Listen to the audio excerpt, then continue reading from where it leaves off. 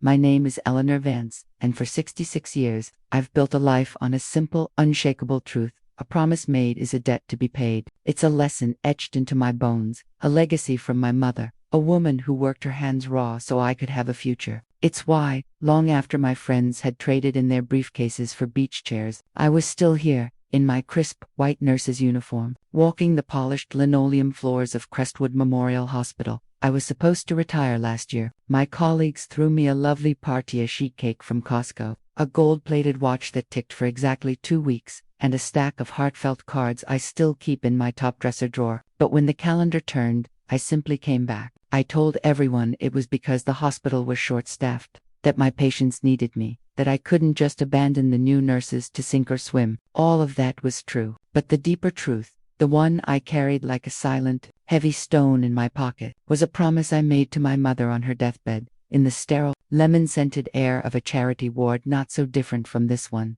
Never be a burden, Ellie, she'd whispered, her voice a thin thread of sound, but never, ever be idle. Your 2 hands are for holding others up. So I stayed. My hands, now mapped with the delicate blue tracery of age, were still holding people up. They adjusted for drips, smoothed cool cloths on fevered brows, and held the hands of the frightened and the lonely. This work was my anchor, my purpose. It was how I honored her memory. It was how I proved that the poverty and helplessness she endured would not be the sum of our story.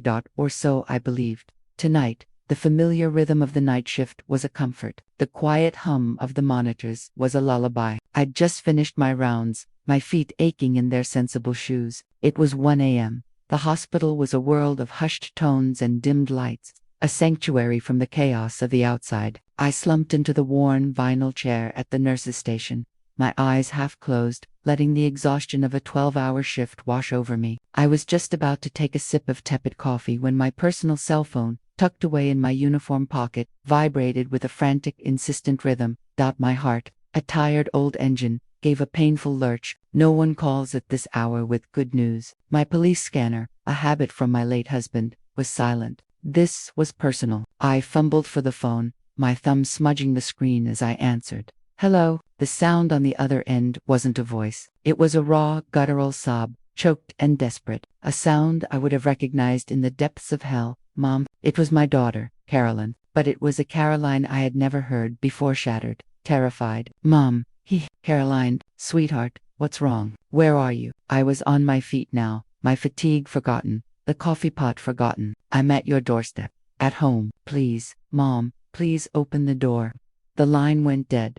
For a second, I stood frozen, the dial tone a dull buzz in my ear. My doorstep. She was at my house, at 1 o'clock in the morning, and in her voice was a terror that turned my blood to ice. I didn't think, I didn't log out, I just ran. My keys were in my hand, my purse abandoned under the desk. I drove through the sleeping town, a blur of darkened shop fronts and silent stoplights, every red light a personal affront. The 10-minute drive felt like an eternity. My mind raced through terrible possibilities: a car accident, a heart attack, a fire. But when I screeched into my own driveway, the only car was Caroline's sensible sedan, parked haphazardly, the driver's side door still open, and there, huddled on my welcome mat, under the cold yellow glow of the porch light, was my daughter. The world narrowed to that single, horrifying image. She was curled into a tight ball, her arms wrapped around herself as if holding her very soul together. Her head was bowed. Her beautiful, chestnut-brown hair, the same shade as her father's, was a tangled mess. As I rushed forward, my keys clattering to the ground, she lifted her face. I stopped breathing.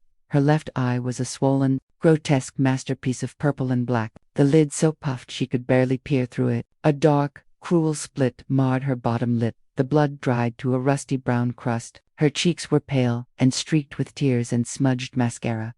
Caroline, I whispered, my voice cracking. She collapsed into my arms then, her body racked with violent, silent sobs. I held her, feeling the frantic, bird-like flutter of her heart against my chest. I smelled the faint, familiar scent of her lavender shampoo, now mingled with the acrid smell of fear and sweat. He hit me, she choked out, the words muffled against my uniform. Mark, he hit me. Because of her. The words landed like physical blows. Mark, her husband of 15 years, the man who had stood in our living room, his hand over his heart, and promised to love and cherish her. The man who carved the Thanksgiving turkey and taught their son, my grandson Liam, how to ride a bike. Rage, cold and sharp and utterly foreign, bloomed in my chest, but I smothered it. Now was not the time for my anger. Now was for her. Baby, I've got you. I'm here, I murmured, my voice a forced calm I was far from feeling. I helped her to her feet, her body limp and uncoordinated. She clutched her stomach, a low moan escaping her lips. Inside, under the bright kitchen lights, the damage was even more stark. I guided her to a chair and rushed to get a warm, damp cloth and the first aid kit I kept under the sink. My hands, usually so steady for my patients, trembled as I gently wiped the blood from her lip. Stay still, honey. Let me see, I said, the professional nurse taking over, a blessed, temporary numbness. But when I tried to move her hands from her abdomen, she whimpered and resisted. No, Mom, don't. Caroline, I need to see, I said, my voice firm but gentle. Slowly, reluctantly, she let her hands fall away. I carefully lifted the soft, cashmere sweater she'd gotten for her birthday, and I saw it. A massive, vicious bruise bloomed across her midsection, a sickening palette of deep burgundy, black, and an angry yellow-green at the edges. It wasn't the result of a single, clumsy shove. It was a deliberate, repeated act of violence. The shape of it, the concentrated darkness, spoke of a fist, driven into her with malicious force. A wave of nausea washed over me. I saw the faces of a dozen women I'd treated in the ER over the years, women with similar stories, similar bruises. I'd given them resources, a kind word, a safe place for a moment. I had never, not for 1 second, imagined my own daughter among them. Did he do this to your stomach, Caroline? I asked, my voice dangerously low. She just cried, her shoulders shaking, her face buried in her hands. That was answer enough. I reached for my phone to call an ambulance, but she grabbed my wrist, her grip surprisingly strong. No hospitals. He checks the records. His friend works at County General. He'll find me. The fact that she knew this, that she had this level of operational fear, told me this was not the first time. It was just the first time it had been bad enough for her to run. Okay, I said, my mind racing. Okay, no hospitals, but I'm a nurse, and you're letting me take a proper look. Then we're calling Dr. Evans. Dr. Evans was my longtime physician, a discreet man who owed me a favor for the years I'd spent caring for his ailing mother. As I tended to her, cleaning the cut on her lip with antiseptic and placing a cool pack on her eye, Caroline's phone, sitting on the kitchen table, lit up. The screen flashed. Mark, missed call 7. Then a text preview appeared on the lock screen. You better not have run to your mother, you pathetic. I couldn't read the rest. The red, boiling rage returned. I reached for the phone. I need to see the evidence, to bear witness to the filth he was spewing at my child. But Caroline snatched it away, hugging it to her chest like a lifeline. Don't, Mom, please. If he knows I told you, it'll be worse. The fear in her eyes was a living thing. It was the look of a cornered animal. It broke what was left of my heart. He can't hurt you here, I said. The words a vow. This is my home. You are safe. I made her a cup of sweet milky tea and helped her to the guest room, my room, the one with the best locks. I tucked her into my bed, pulling the quilt my mother had stitched up to her chin. She looked like a little girl again, but one who had seen a monster. I'm so sorry, Mom, she whispered, her good eye glistening with tears. I didn't want to bother you. I know you had work. I had nowhere else to go. You listen to me, Caroline Marie Vance, I said, my voice thick with an emotion I couldn't name. You are never a bother. You are my daughter. This is exactly where you are supposed to be. She finally drifted into a fitful sleep, her breathing hitching with silent sobs, even in her dreams. I sat in the armchair by the window, watching her. The digital clock on the bedside table glowed to 47 a.m. The world was asleep, but my world had just been torn in two. I looked at my hands, resting in my lap. These were the hands that had held my newborn daughter, that had bandaged her scraped knees, that had applauded at her graduation. They were the hands that had comforted my mother as she took her last breath. Your 2 hands are for holding others up, and I had failed. I had been so busy holding up strangers, I hadn't seen that my own daughter was being beaten down. The numbness began to recede, burned away by a cold, clarifying fury. This was not just a betrayal by a son-in-law. I had welcomed into our family. This was a desecration of the very promise I had built my life upon. Mark hadn't just hit my daughter, he had spat on my mother's memory. He had taken the strength I thought I'd given Carolyn and twisted it into fear. Quietly, I stood and walked to my closet. In the back, behind my everyday clothes, hung my crisp, white nurse's uniform, the one I'd worn today. I took it off its hanger. The fabric was stiff, starched. I held it in my hands, not as a symbol of healing, but as a uniform for a different kind of battle. This was not the retirement I had imagined. I went to my small home office, the one filled with photo albums of Liam and diplomas from my nursing career. I opened the bottom drawer of my desk and took out a small, locked fireproof box. Inside, nestled next to my passport and my husband's wedding ring, was a business card, slightly faded. Benjamin Croft, attorney at law, family law, and litigation. Ben had been my husband's best friend. He was the sharpest, most ruthlessly ethical man I knew. It was 3:15 a.m., a ridiculous time to call. I didn't care. He answered on the fourth ring, his voice gravelly with sleep. Ben Croft.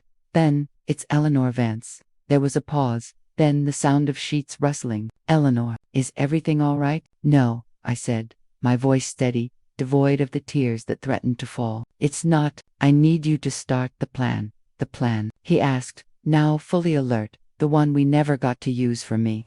I said, a lifetime of a different kind of pain echoing in those words. It's for Caroline. Mark has been beating her. A sharp intake of breath on the other end. Jesus, is she safe? She is now. She's with me. Okay, he said, and I could hear the click of a keyboard already in the background. The shift in his tone was immediate and total. He was no longer my late husband's friend. He was my attorney. I'm on it. I'll be at my office by 7 a.m. Can you bring her? I'll be there, I said.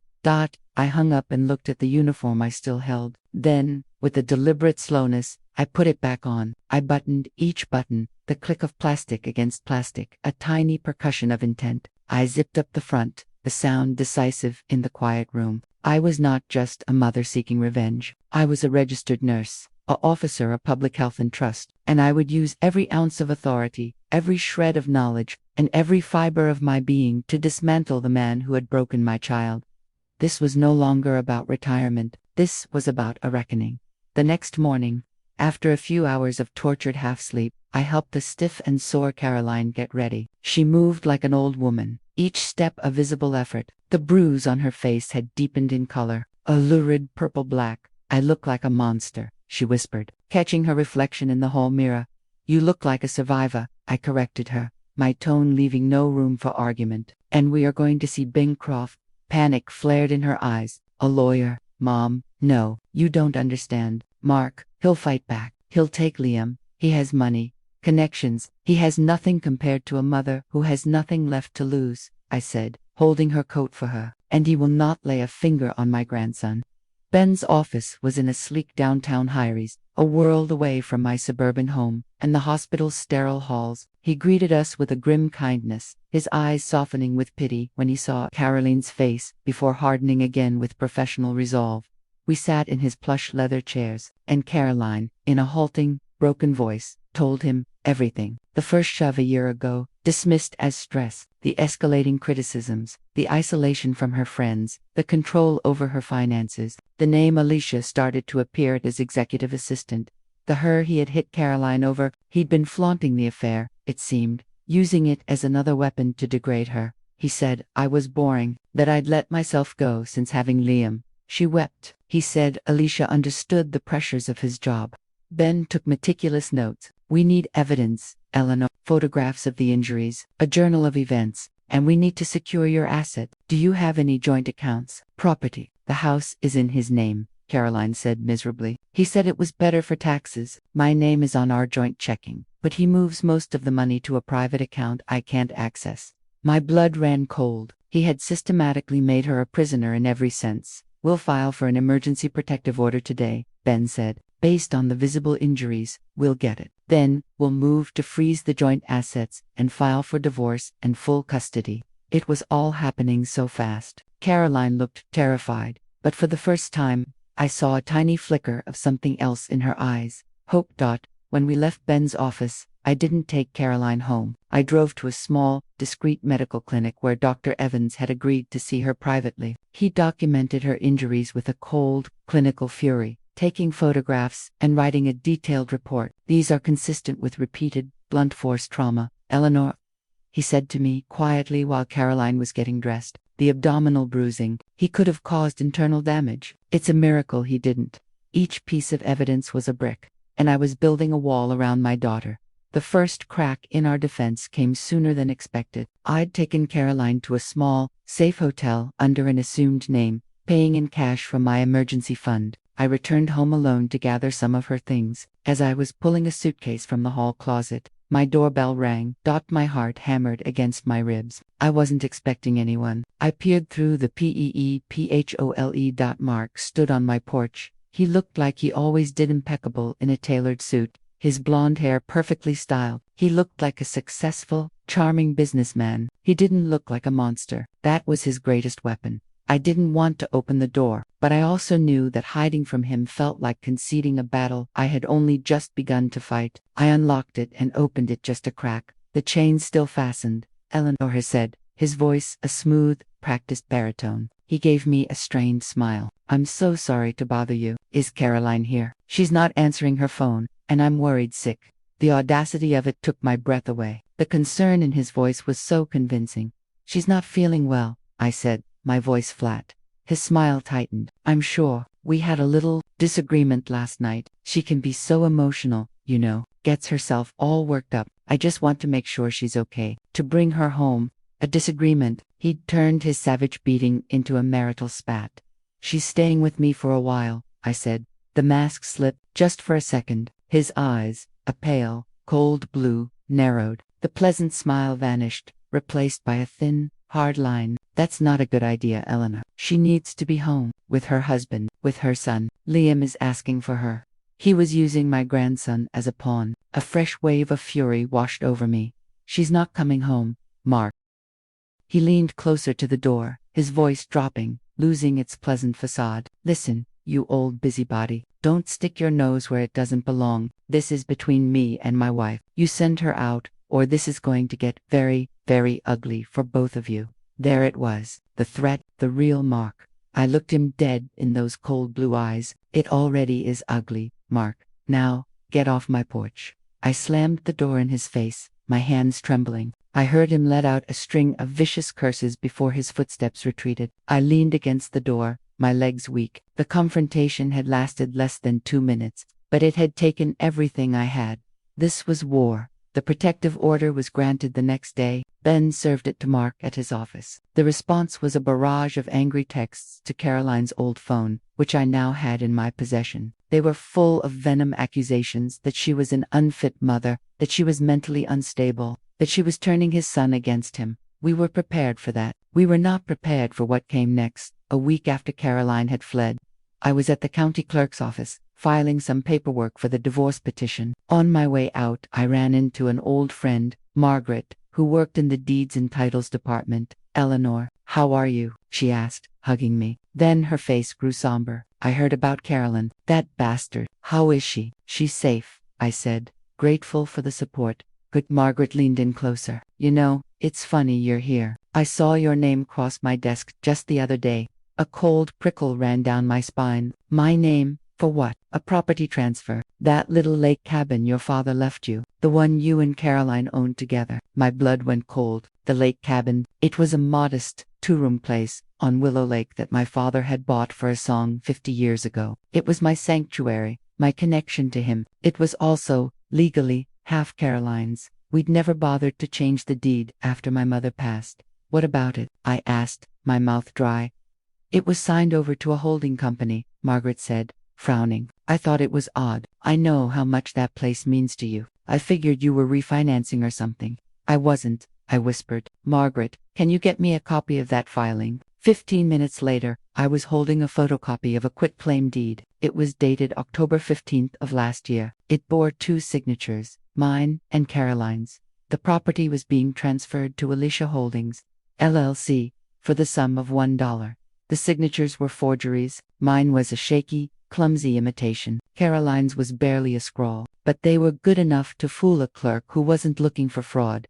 He wasn't just content with beating her. He was trying to steal her inheritance. Our inheritance. My father's legacy. I called Ben, my voice shaking with a new, deeper level of rage. He's forging our signatures, Ben. He's trying to take the lake house. Ben was silent for a moment. That's felony fraud. This changes everything, Eleanor. This is our silver bullet. But we needed to connect it to him. The holding company was a shell. We needed proof that Mark was behind it, and that Alicia was his accomplice. The next phase of my plan began. I was no longer just a mother or a nurse. I was a hunter. I used my knowledge of the town, my network of friends and former patients, my decades of being a quiet, observant presence. I discovered that Mark and Alicia often met for lunch at a discreet bistro on the outskirts of town. I learned their routines. One Tuesday, dressed in a nondescript raincoat and a wide-brimmed hat, I sat in a corner booth of that bistro, a newspaper shielding my face. I saw them. He was laughing, his hand resting on hers on the table. She was young, pretty, with a hard, ambitious glint in her eyes. I took pictures with my phone, the zoom function stretching to its limit. I got a clear shot of them, of his car in the parking lot, of the license plate.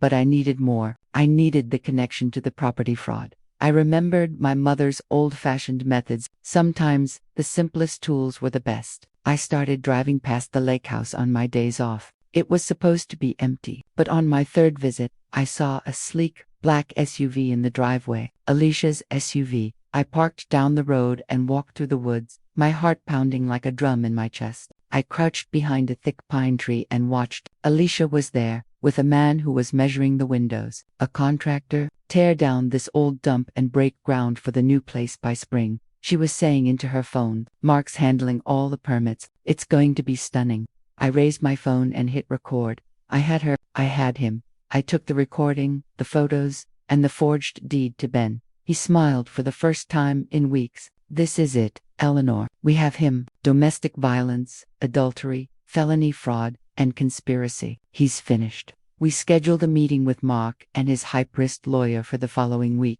to discuss a potential settlement. It was a trap. We all sat in Ben's conference room. Mark was smug, confident. His lawyer, a slick man in an expensive suit, talked down to us. My client is willing to be generous, the lawyer said. He will grant Mrs. Vance a modest monthly allowance and visitation with her son, provided she undergoes a psychological evaluation and agrees to the sale of the marital home. Ben let them talk. Then, when they were done, he slid a single piece of paper across the polished mahogany table. It was a copy of the forged deed. Mark's face went slack with shock. Then, it flushed a deep, dangerous red. What is this? His lawyer asked, confused. That, Ben said calmly, is a quitclaim deed for a property owned by my client and her daughter, fraudulently signed over to a shell company owned by your client's mistress, Alicia Gable. We have video of Ms. Gable at the property, discussing demolition plans with your client. We have photographs of their affair. We have bank records tracing the funds. This is a felony. Several felonies, in fact. Ben placed a thick file folder on the table. In here is a civil lawsuit for divorce, full custody, and the entirety of the marital assets due to dissipation and fraud. Attached to it is a criminal referral to the district attorney's office. You have 30 seconds to decide if you'd like to discuss my client's very reasonable demands, or if you'd prefer to see your client in an orange jumpsuit. The room was silent. I looked at Mark. The smugness was gone. The confidence was gone. All that was left was a cornered, vicious animal. He stared at me, his eyes filled with a pure, undiluted hatred. You, he spat. You meddling old bitch. You think you've won. I'll destroy you. I'll take everything from you. I didn't flinch. I leaned forward, my hands clasped on the table, my nurse's hands, my mother's hands. You already tried, Mark, I said, my voice quiet but clear as glass. You took my daughter's safety. You took her peace. You tried to take her home. But you listened to me, and you listen well. You cannot break what is already forged in fire. You miscalculated. You didn't just attack your wife. You attacked my family, and I have spent my entire life protecting what is mine. He had nothing to say. His lawyer was already packing his briefcase, refusing to meet his client's eye. The settlement we walked out with that day was everything we asked for. Full, legal, and physical custody of Liam for Caroline, the house, the investments, a hefty lump sum alimony. The lake house was returned to us. The fraudulent deed expunged. Mark was eventually charged and accepted a plea deal for the fraud. He served 6 months in a minimum security prison and lost his job. The scandal was front page news. The monster was finally, publicly, unmasked. It's been a year now. Caroline and Liam live with me in my house, which is now filled with the sounds of Lego constructions and cartoon theme songs. The shadows in Caroline's eyes are slowly receding, replaced by a hard-won light. She started a small online business, selling the beautiful pottery she used to make before Mark told her it was a useless hobby. She's rediscovering the woman he tried to erase. And me, I finally retired, for real this time, but my 2 hands aren't idle. I used part of my savings to help open a small nonprofit advocacy center for women escaping domestic violence. We call it The Harbor.